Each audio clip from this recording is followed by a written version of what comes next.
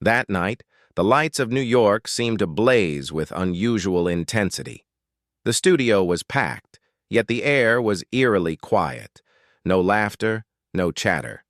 The crowd didn't know exactly what was coming, only that it carried enough weight to shift the ground beneath them.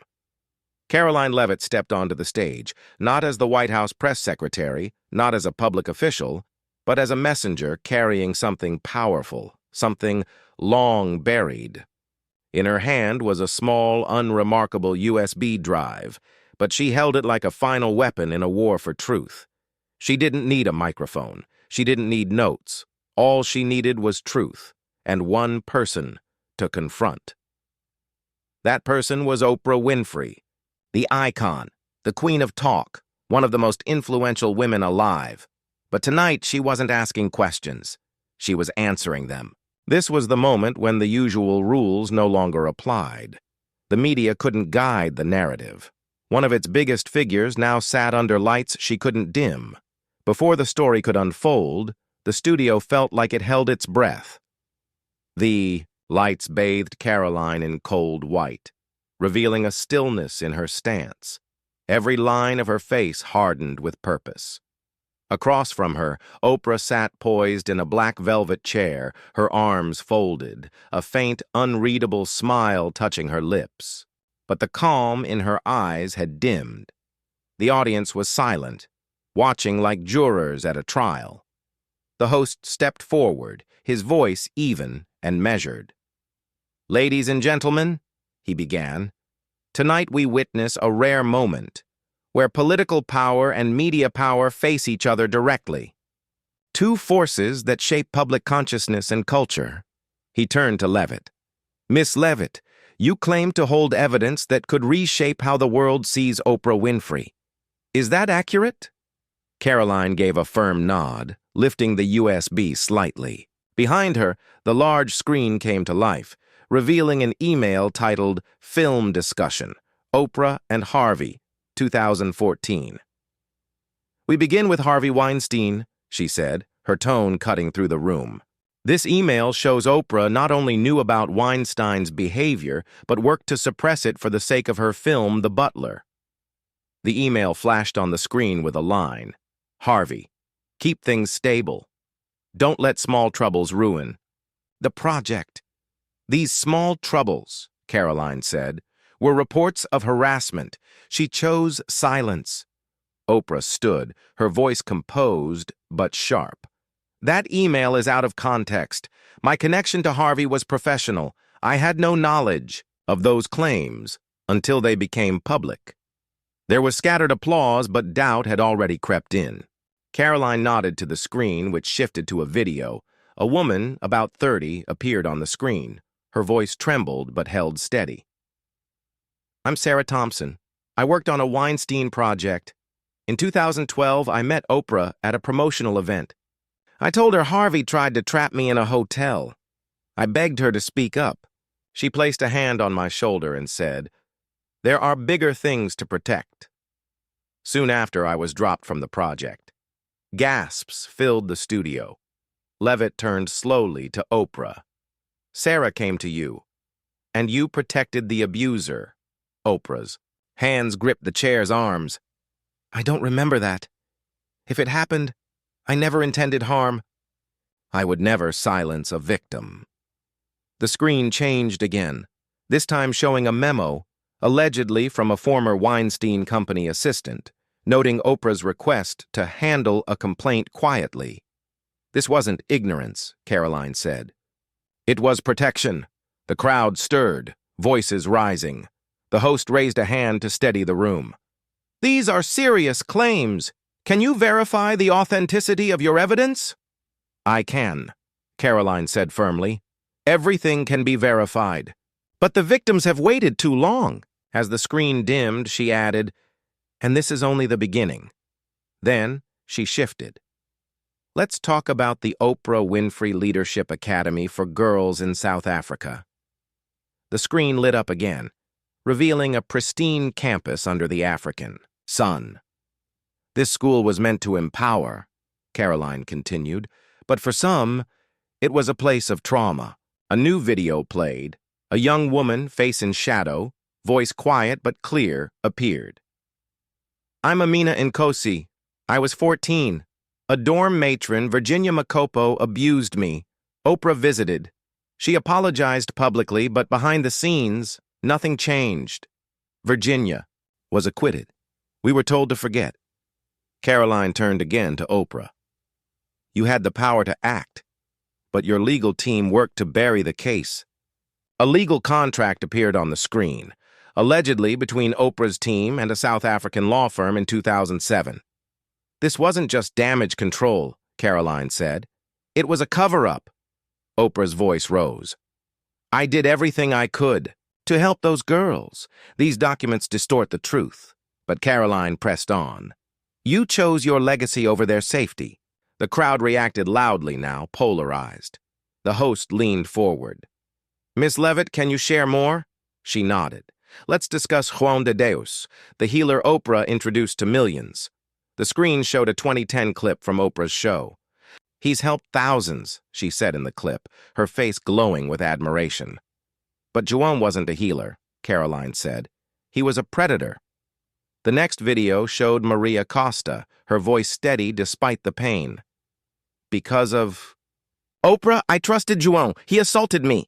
Then came a financial record, linking Oprah's network to a group affiliated with Juan after her public endorsement. You didn't just elevate him, Karoline said. You profited. Shouts rang out. Oprah responded, I stepped back when the truth emerged. I never knowingly promoted a predator. Karoline raised her hand.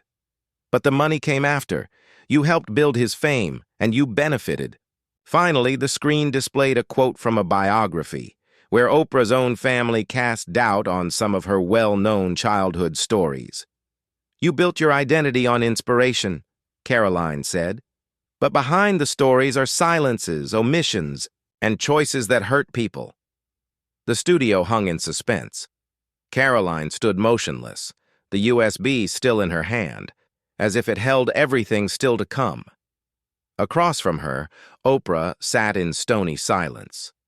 For a moment, even she seemed unsure what would come next.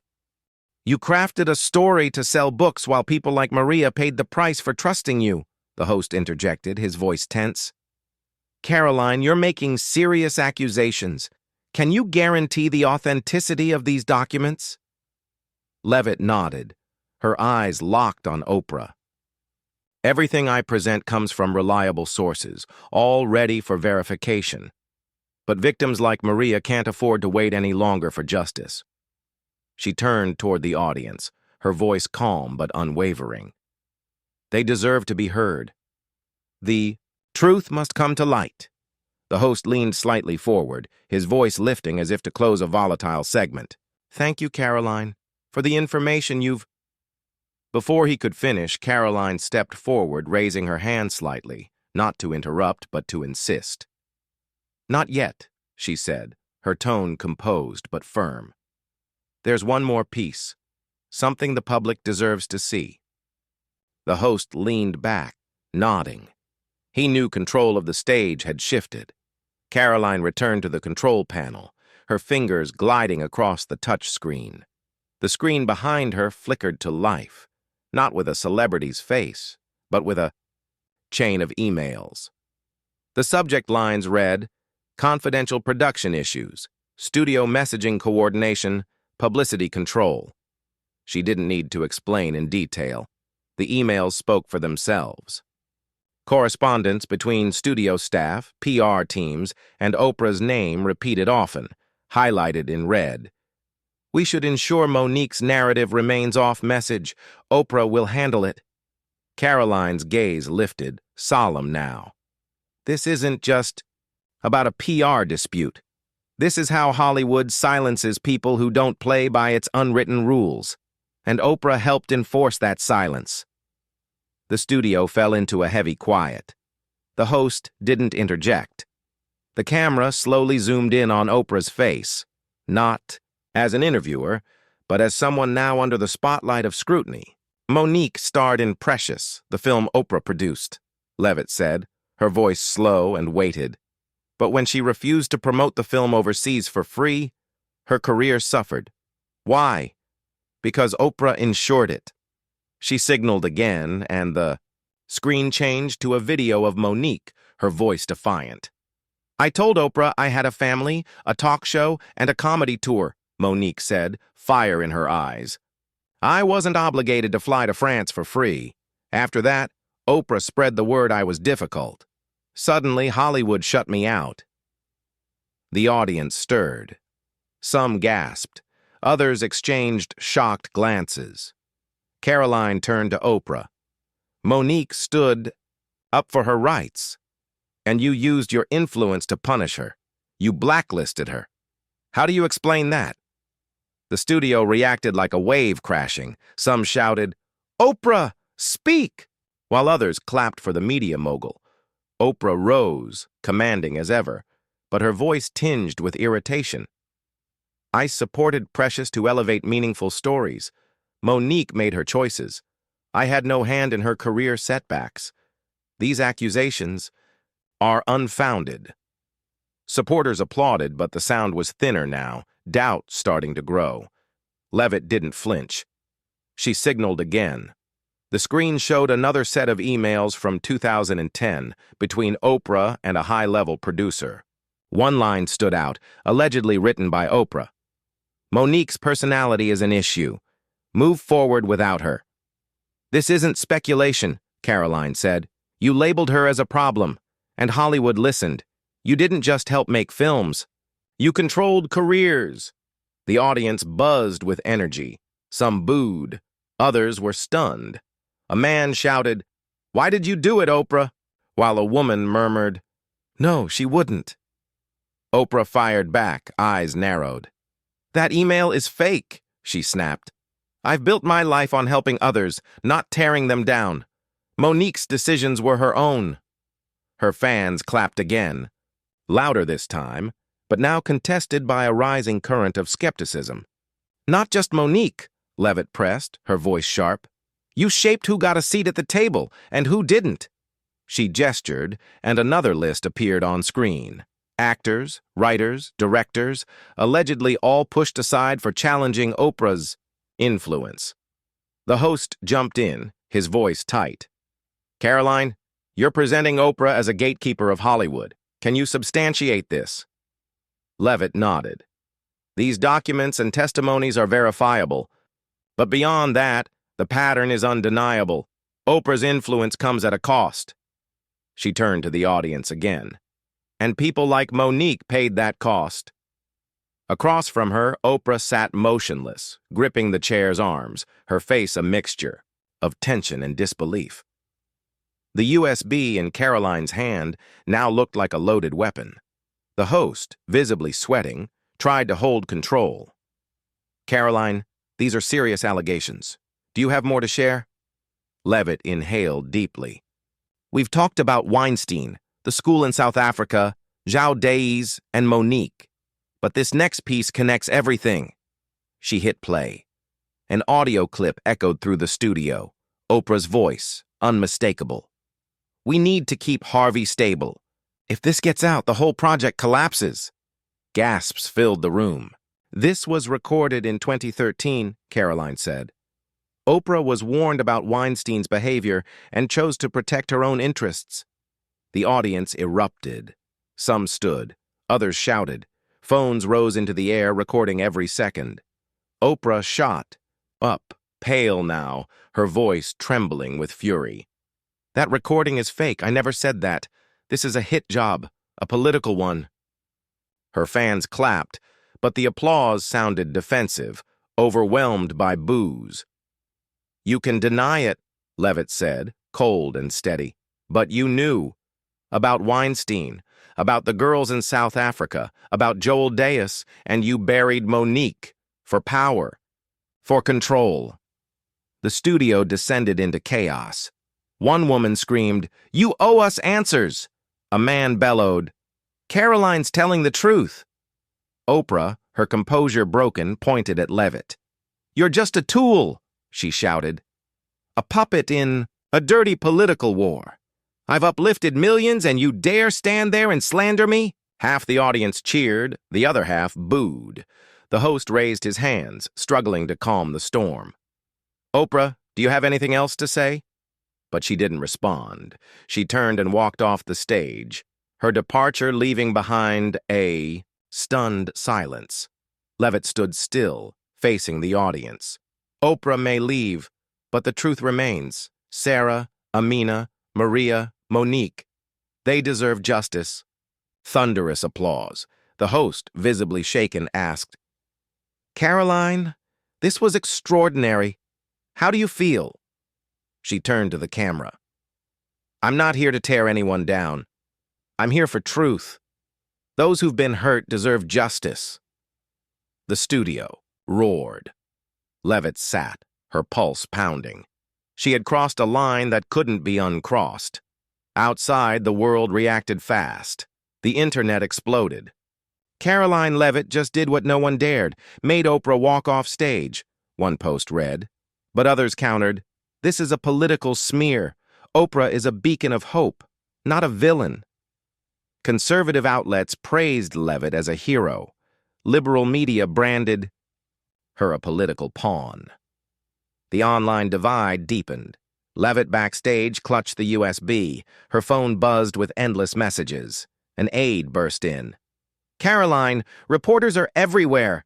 They want a statement. She nodded, but her heart was heavy.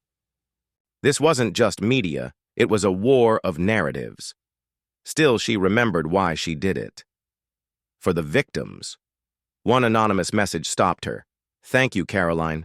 Don't give up. Back at the White House, her communications team warned, You've ignited a firestorm. Be ready. They're coming for everything. Still, she wouldn't retreat. She couldn't. Oprah held a press conference, denying everything. These allegations are meant to destroy my legacy. I won't let them. Her words stirred loyalists, but cracks were showing. Viewership on her network dropped. Some sponsors began pulling back. And survivors spoke up, some supporting Leavitt, weakening Oprah's defense. The next day, under the glare of the White House press room lights, Karoline stepped up. The storm hadn't passed. It had only begun. I'm not here for victory, she said. I'm here to ask that people look at the evidence. The truth doesn't belong to me or Oprah. It belongs to the victims. She held up the files. Everything I presented is ready for verification. Justice starts with transparency. The clip went viral. America watched and chose sides. Karoline knew she had changed the narrative, but she also knew the cost of truth was high. In today's world, reputations rise or fall by the moment. What matters is the courage to speak and the strength to keep going.